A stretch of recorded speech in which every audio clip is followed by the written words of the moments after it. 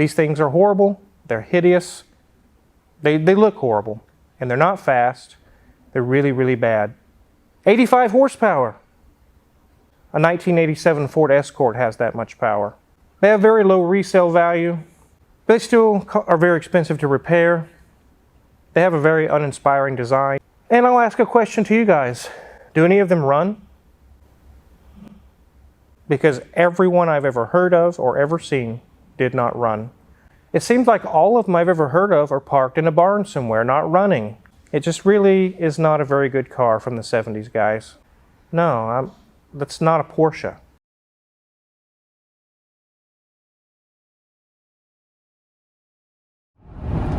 So I am about 30 minutes outside of Seattle. I'm on my way to pick up a 1975 Porsche 914. I think I'm getting a pretty good deal on this. It's got some underbody issues. The battery tray is, from what I can tell, is completely gone. The engine's not running, although it did run maybe a couple years ago or something. However, this is a numbers matching car. I've never wrenched on anything this new. Everything I've done has just been to a 1966 Volkswagen. I'm pretty excited.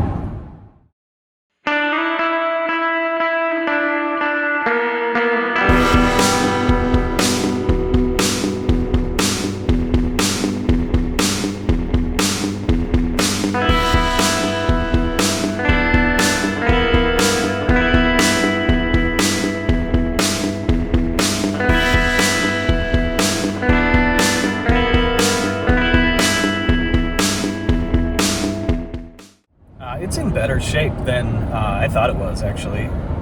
The body's pretty nice. It doesn't look like it's been hit or anything. There's a couple of dings.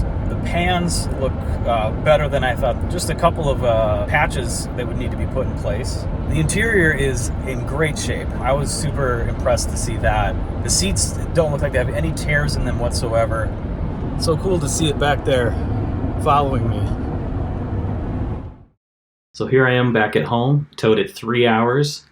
The first thing I wanted to tackle was the engine lid. One of the hinges looks like it's either loose or something's broken. The engine lid's supposed to pop up above the trunk lid, and you can see here the trunk lid actually pops open above that. So I have to push the engine lid in a bit. I've got these rubber handled wire cutters, I think. Just sort of pry it above that. The lid's held on by these two small 10 millimeter bolts, I think. And really what I wanted to see was if there's something broken here. And the hinge on the car side, the bracket, that's actually pretty stiff, and that is too. And so the next thing I wanted to do is hook a battery up and see what's actually working. I'm turning the key on. We got some lights coming on in the dash. Doesn't look like the windshield wipers work. Pushing down, I've got one turn signal that works, and the other doesn't. Let's see if we got headlights.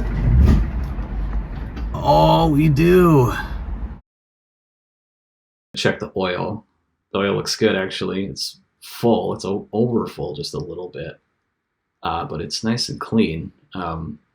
The seller told me that he had it running in 2017, so not too long ago.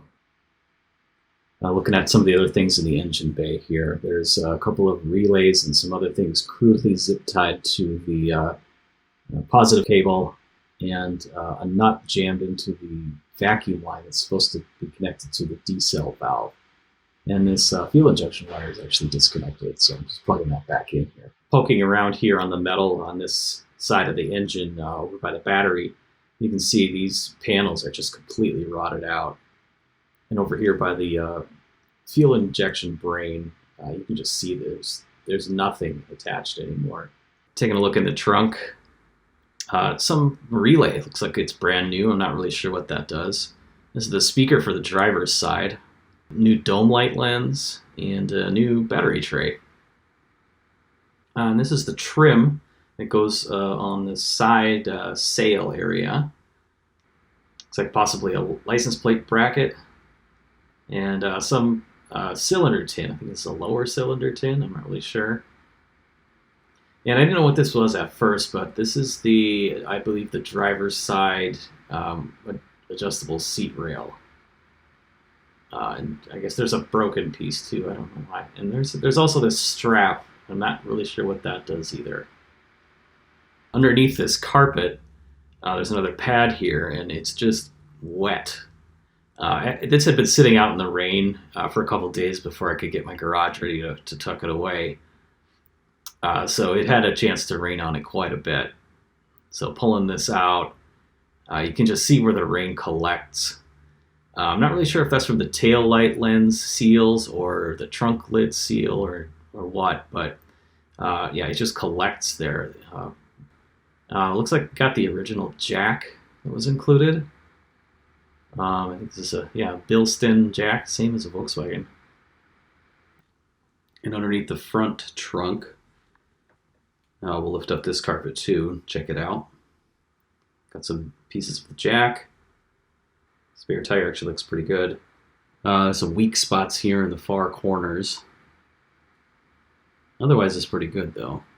And the last thing I wanted to check out for now is the serial number on the 1.8 liter engines. It's at an angle on the block towards the rear of the vehicle. And it's hard to see from here, but it is an EC serial number, which would match up correctly to make this a numbers matching car. Thanks for checking out this video. Feel free to leave a comment and fact check me if I have anything incorrect or even if I'm doing something wrong. I'm an amateur at best at car repair and restoration, and I'm documenting as much as I can on this journey that I think might be interesting to see. Like and subscribe to follow along for more. Thanks a lot.